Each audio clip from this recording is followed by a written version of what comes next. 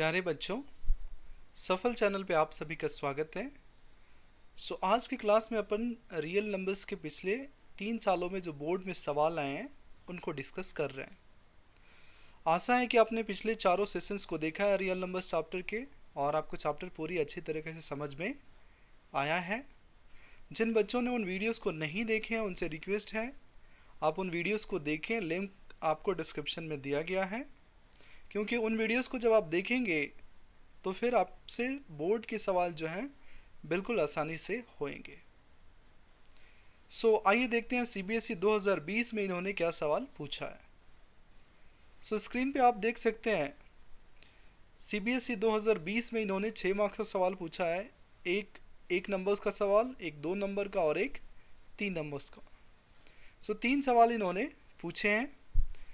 आइए देखते हैं बच्चों एक एक क्वेश्चन इनको अपन कैसे करेंगे। पहला सवाल जो इन्होंने दे रखा है, they are asking the LCM of 2 numbers is 182 and HCF is 13। If one of the number is 26 find the other. बहुत ही आसान है, अपन रिलेशन से पढ़ चुके हैं कि LCM of 2 numbers a and b into HCF of the same numbers A and B is nothing but first number into second number, that's A into B। अब बच्चों LCM इन्होंने दे दिया है 182, HCF इन्होंने दे दिया है 13। मैं मान लेता हूँ पहला नंबर A जो है वो 26 है और B अपने को फाइंड करना है। बहुत ही आसान है, इसको सिर्फ क्या करना है, अपने को रीअरेंज कर देना है। I'll get it as 182 into 13 by 26। 13 2s are 26, 182 by 2 that's 91। तो इसका मतलब है जो दूसरा नंबर अपने पास है वो क्या है, 91 है। काफ़ी छोटा सवाल था और अच्छा सवाल था, कॉन्सेप्ट बेस। अगला सवाल देखते हैं। अगले सवाल में इन्होंने पूछा है so that 5 + 2 √7 is an irrational number where √7 is given to be an irrational number, or part check whether 12 power n can end with the digit 0 for any natural number n। Exam में आप इनमें से किसी एक को कर सकते हैं, यहाँ मैं दोनों को डिस्कस कर रहा हूँ। सबसे पहला है अपने पास prove that 5 + 2 √7 is an irrational number। आसानी से प्रूव कर सकते हैं। Prove by contradiction we have studied, right? First I'll write, let us assume 5 + 2 √7 to be rational। To be what? Rational। अब अगर ये rational है then I can write 5 + 2 √7 equals A by B, where A and B are integers and of course B should not be equals to what, 0। अब बच्चों क्या करेंगे, इसको rearrange करेंगे। I'll get it 2 √7 equals A by B -5। फिर से rearrange करेंगे simplify करके। √7 I'll get it as A -5B by 2B। Okay, इसको आप बोल देते हैं इक्वेशन 1। अब बच्चों इक्वेशन 1 को अगर आप गौर से देखेंगे तो लेफ्ट हैंड साइड जो है आपके पास √7 है जो कि एक इरेशनल नंबर है, and right hand side this expression A -5B by 2B, it will be a rational number because A and B are what, integers। I'll write since left hand side of 1 is irrational and right hand side is what, rational। I'll write this is a contradiction। This is a contradiction, and why this contradiction has come, because of our wrong assumption that 5 + 2 √7 is what, rational। hence I can say that 5 plus 2 root 7 must be what? Irrational. Must be what? Irrational. सो इस तरह के सवाल बहुत ही आसान होते हैं, बस आपको रैशनल एज्यूम करना होता है एंड देन आपको एक कंट्राडिक्शन पे अराइव करना होता है. So this is going to be what? Irrational. जो बच्चे और पार्ट करेंगे उनके लिए भी आसान है. वहाँ पे इन्होंने पूछा है 12 power n can and with the digit 0 for any natural number n. सो बहुत ही आसान है. 12 पावर n, 12 को फैक्टराइज करेंगे 4 into 3 the whole power n. Now 4 is basically 2 square into 3 the whole power n. So यहाँ पे मैं लिख सकता हूँ 2 power 2n into 3 power n.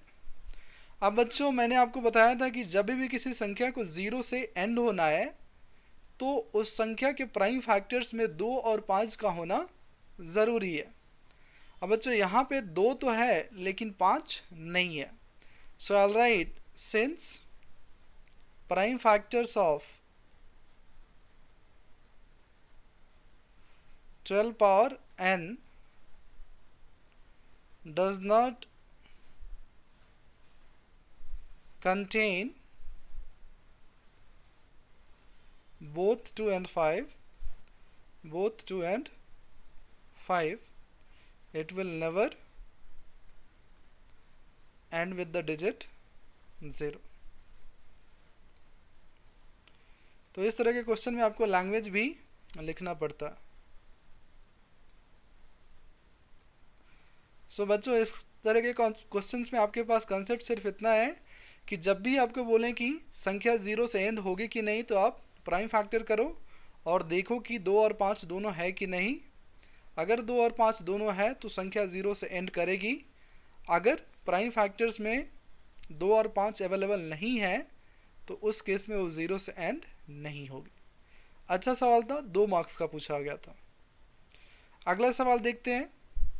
सो अगला सवाल इन्होंने पूछा है, they are asking use Euclid division lemma to show that square of any positive integer is of the form 3q और 3q plus 1 for some integer q.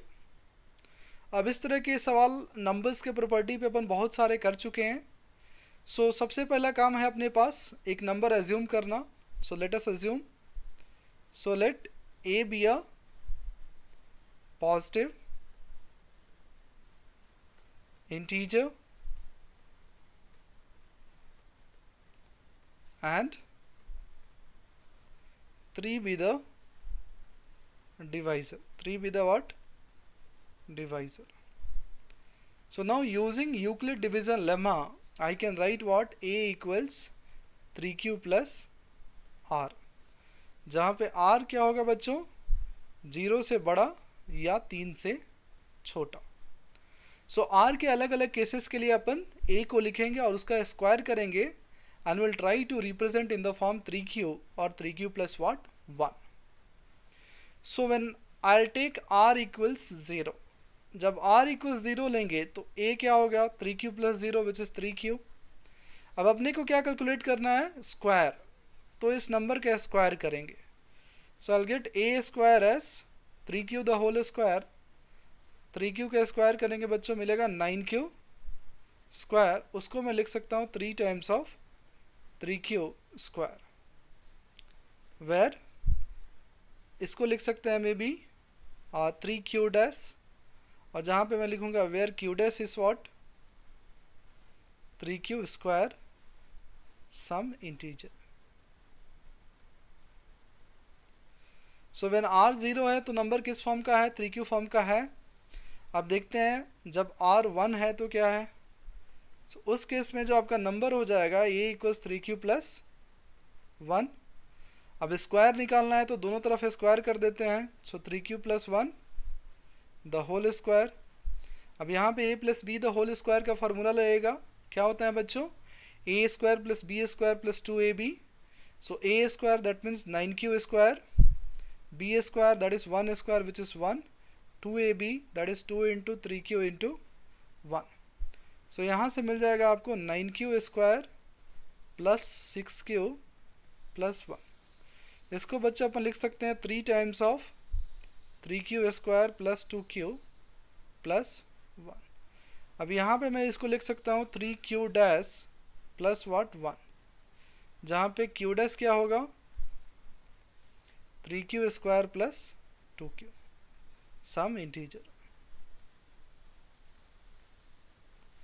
सो यहाँ पे आप देख रहे हैं कि जब रिमाइंडर 1 है तो नंबर किस फॉर्म का है 3q प्लस 1। अब लास्ट केस देखते हैं, जब रिमाइंडर क्या होगा 2 होगा। So when remainder is 2 the number is going to be a equals 3q plus 2। अब स्क्वायर करना है, so a square is going to be 3q plus 2 the whole square.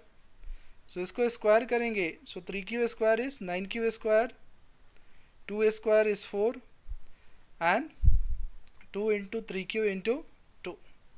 सो यहाँ से बच्चों मिल जाएगा अपने को 9q स्क्वायर प्लस 12q, और ये 4 को मैं क्या कर रहा हूँ 3 प्लस 1 लिख रहा हूँ।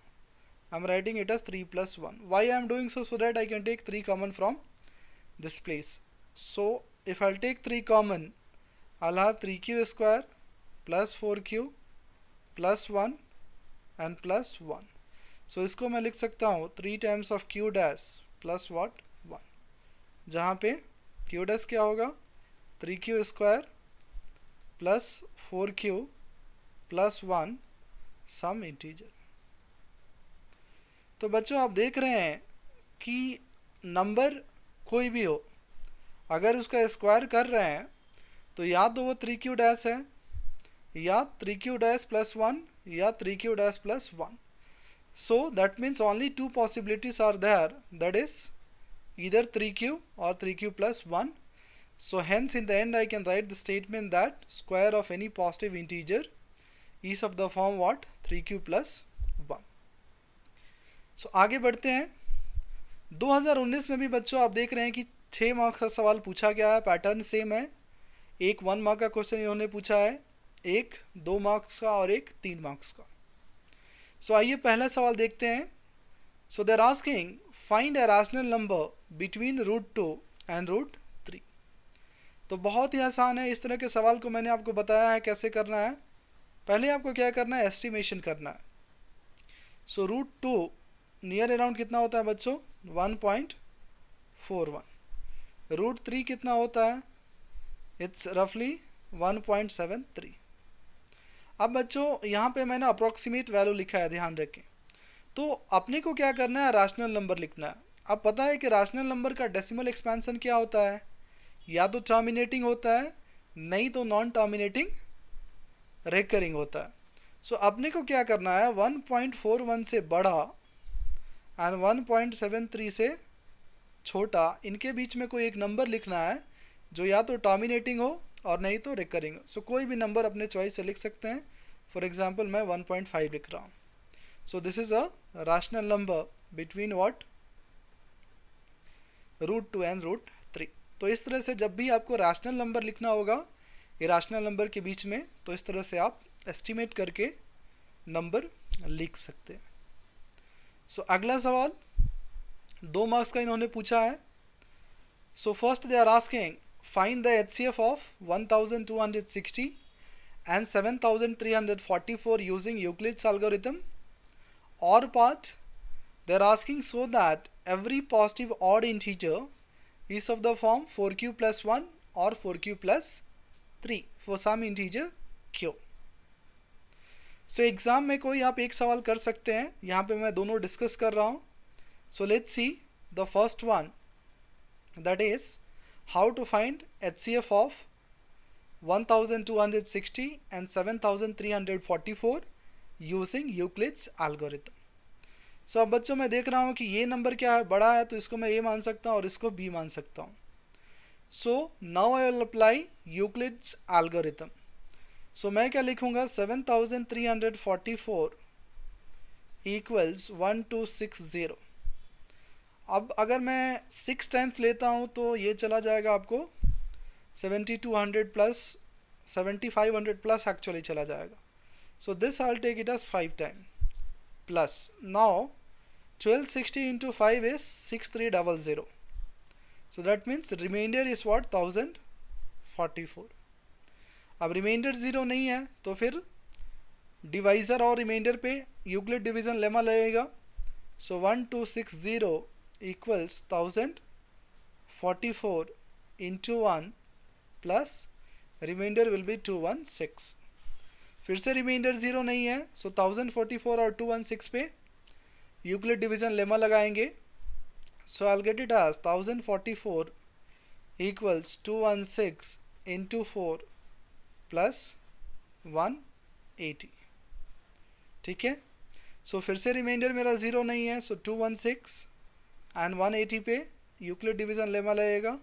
सो इंटू 1 प्लस 36, सो यहाँ से मिल जाएगा 180 इक्वल्स 36 इंटू 5 प्लस वॉट 0। अब बच्चों मैं देख रहा हूँ कि यहाँ पे मेरा रिमाइंडर क्या हो गया है, 0 हो गया है। सो जो भी मेरा डिवाइज़र है विच इज़ 36, वही क्या हो जाएगा, दोनों नंबर का HCF हो जाएगा। बहुत ही आसान था। सो HCF of 1260 and 7344 is what, 36. That means the highest number or the largest number which can divide both 1260 and 7344 is what, 36. और पार्ट भी आसान है लेकिन इसमें थोड़ा सा आपको लिखना ज़्यादा पड़ेगा। So they are asking every positive odd integer is of the form 4q plus 1 और 4q plus 3. So बहुत ही आसान है। एक नंबर एज्यूम करते हैं। So let us assume A be a positive integer and divisor be what, 4। तो A पे और 4 पे अगर मैं यूक्लिड डिवीज़न लेमा लगाता हूँ, सो मुझे क्या मिलेगा बच्चों, A equals 4q plus R, जहाँ रिमाइंडर जो होगा वो ग्रेटर देन इक्वल 0 होगा, लेस देन 4 होगा। सो 4 केसेस बनेंगे, R इक्वल 0।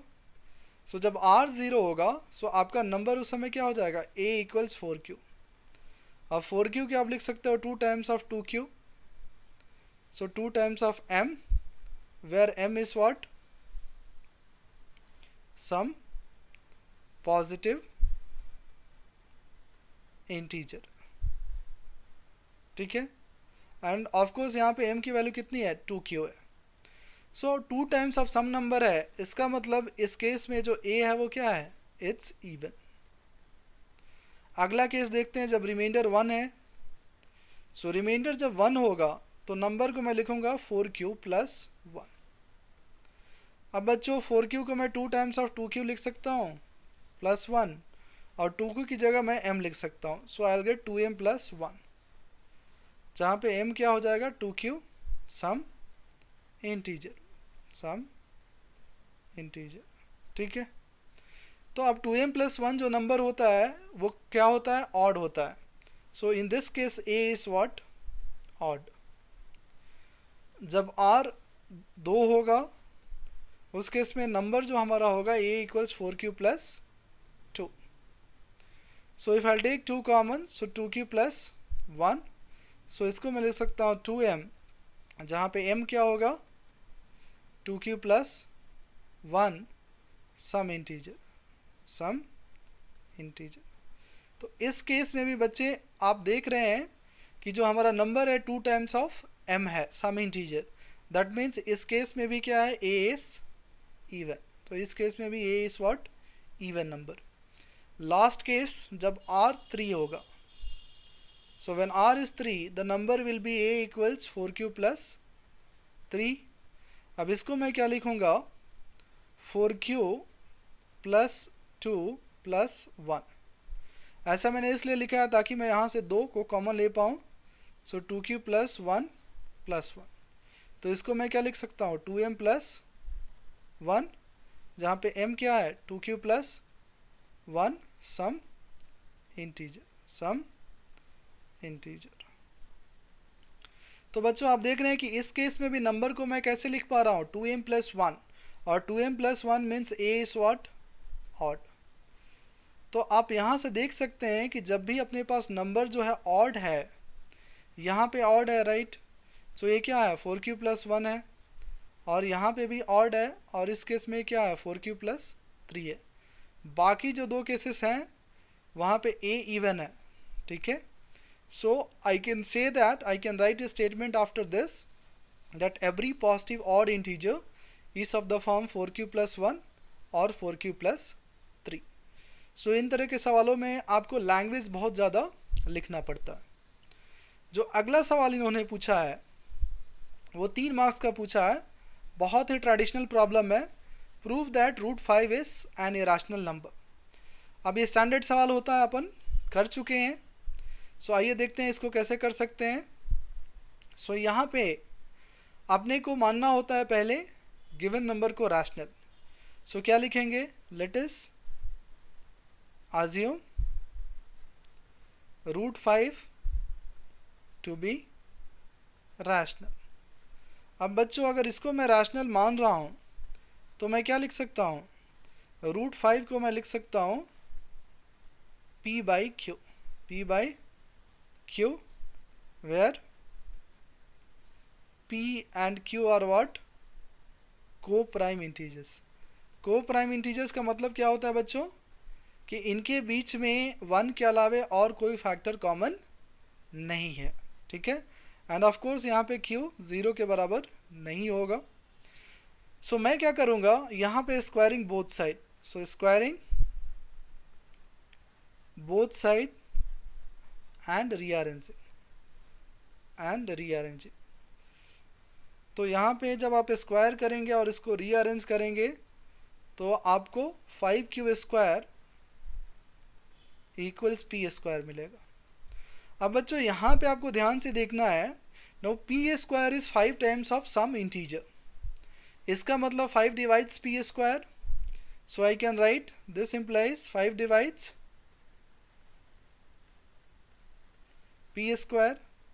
और फंडामेंटल थ्योरम ऑफ अरिथमेटिक क्या कहता है, if a divides p square then a divides p as well. So यहाँ से मुझे मिलेगा 5 divides p as well, 5 divides p as well. तो अब 5 अगर p को डिवाइड कर रहा है तो यहाँ से मैं क्या लिख सकता हूँ, p equals 5k where k is some integer. अब क्या करूँगा, मैं इस 5k को, let me call this equation as equation 1। So I will substitute phi equals 5k in 1। So using p equals 5k in equation 1। तो 5q square equals what, p square, और p के बदले में क्या लिख सकता हूँ 5q द होल स्क्वायर। सो यहाँ से बच्चों मिल जाएगा 5q square equals 25k square, और इसका मतलब ये हुआ कि q square equals what 5k square. अब बच्चों q स्क्वायर को मैं 5 टाइम्स ऑफ सम इंटीजर लिख पा रहा हूँ। इसका मतलब q स्क्वायर जो है क्या है, 5 से डिविजिबल है। So I can write this implies 5 divides q square. और फिर फंडामेंटल थ्योरम से अपन अरिथमेटिक से बोल सकते हैं कि 5 डिवाइड्स q एज वेल। सो 5 डिवाइड्स q। अब अपने को स्टार्टिंग में हमने जो एजम्पशन लिया था उस एजम्पशन के अकॉर्डिंग हमने देखा था कि p एंड q आर को prime, that means they don't have any common factor other than 1। सो यहाँ से मैं लिखूंगा since 5 divides both p and q, it means p and q are not co-prime, which is a contradiction,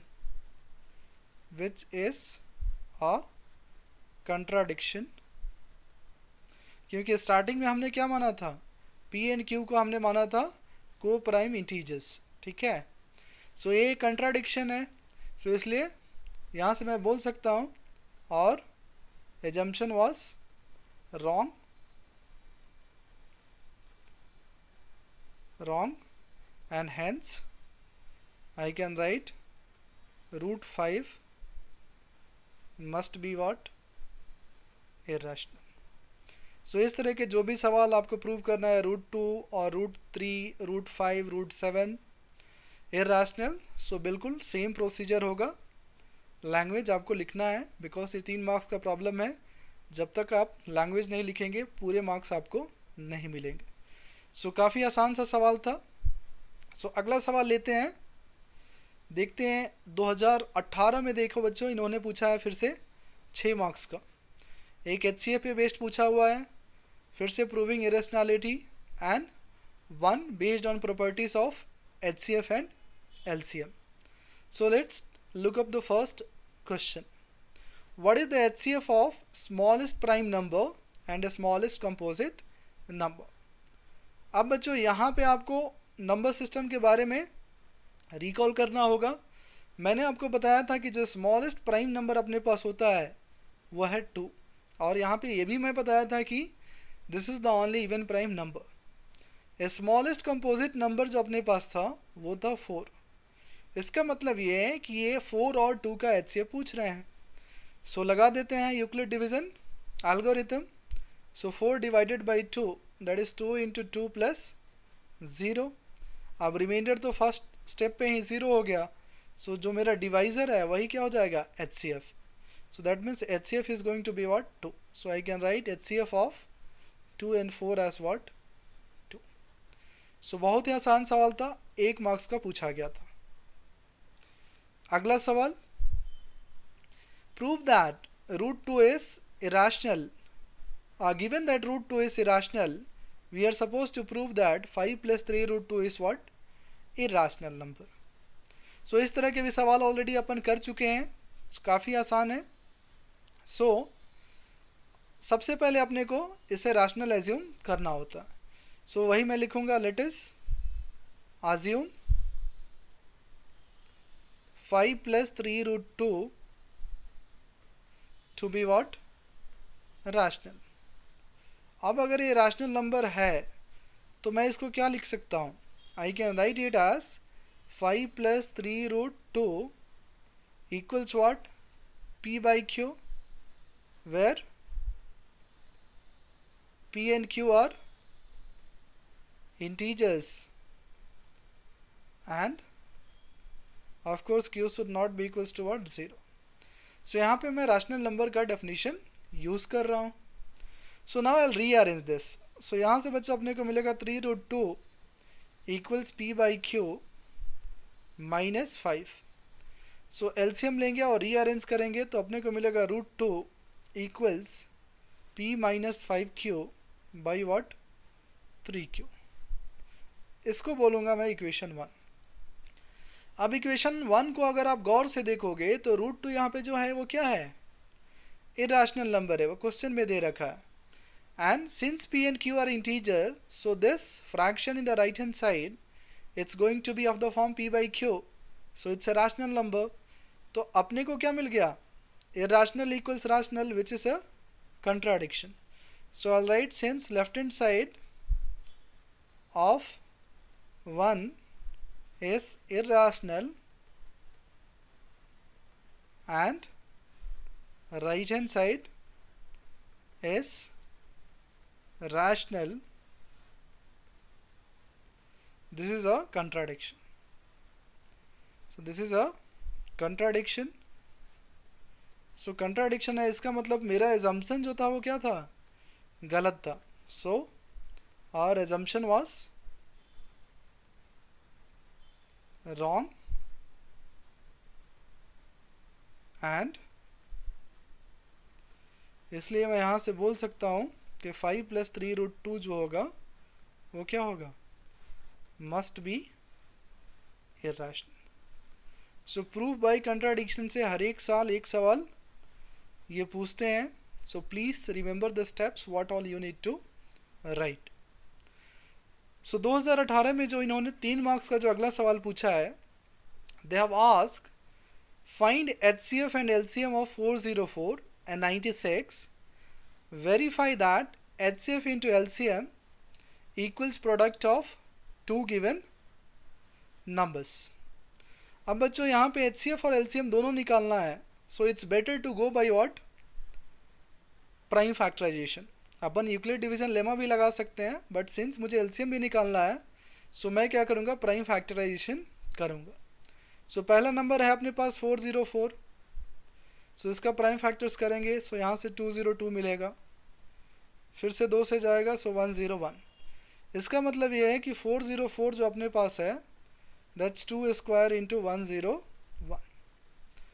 दूसरा number जो अपने पास 96, इसका prime factorisation, so 48 then 24 12 6 and then 2 3 ज़ा 6। तो यहाँ से मैं देख रहा हूँ कि 96 को अगर मैं लिखूँ, सो 96 के लिए मुझे मिल रहा है 2 पावर 5 इंटू 3। अब जब HCF लिखना होता है, if I have to write HCF of both the numbers, so we are suppose to write common prime with least power, that's what we have seen. So common prime is only 2, यहाँ पे 2 की power 2 है और यहाँ 5 है, so 2 की power 2 will be consider, so that means HCF is going to be 4।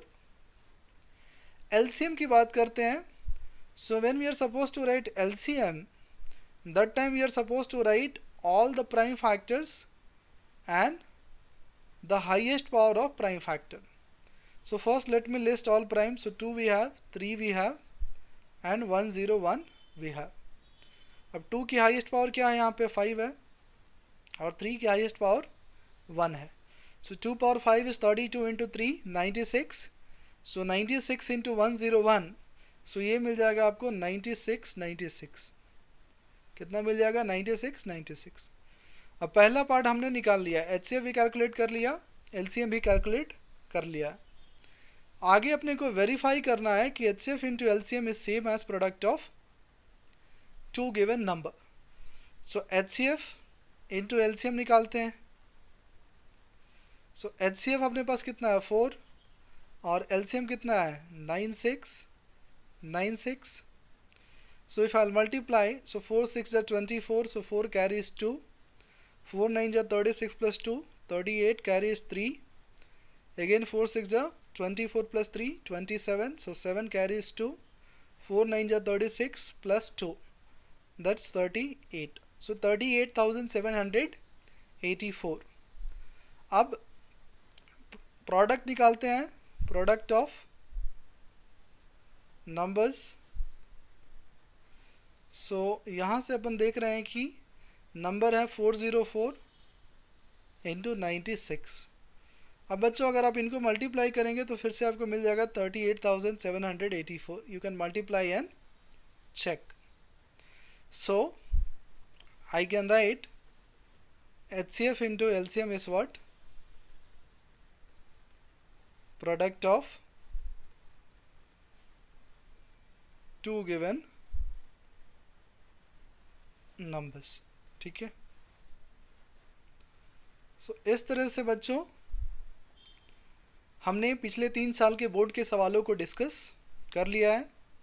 सो आज का सेशन यही ख़त्म होता है। आशा है कि आपको रियल नंबर चैप्टर अच्छे से समझ में आया है और आपने बोर्ड के सवालों को भी समझा है। अगर आपको कोई दिक्कत है तो वीडियोस पे कमेंट ज़रूर करें, क्योंकि जब भी आप कमेंट करेंगे तो मैं वीडियोस को फर्दर इम्प्रूव कर पाऊँगा। So thanks for watching, please do like and subscribe the channel.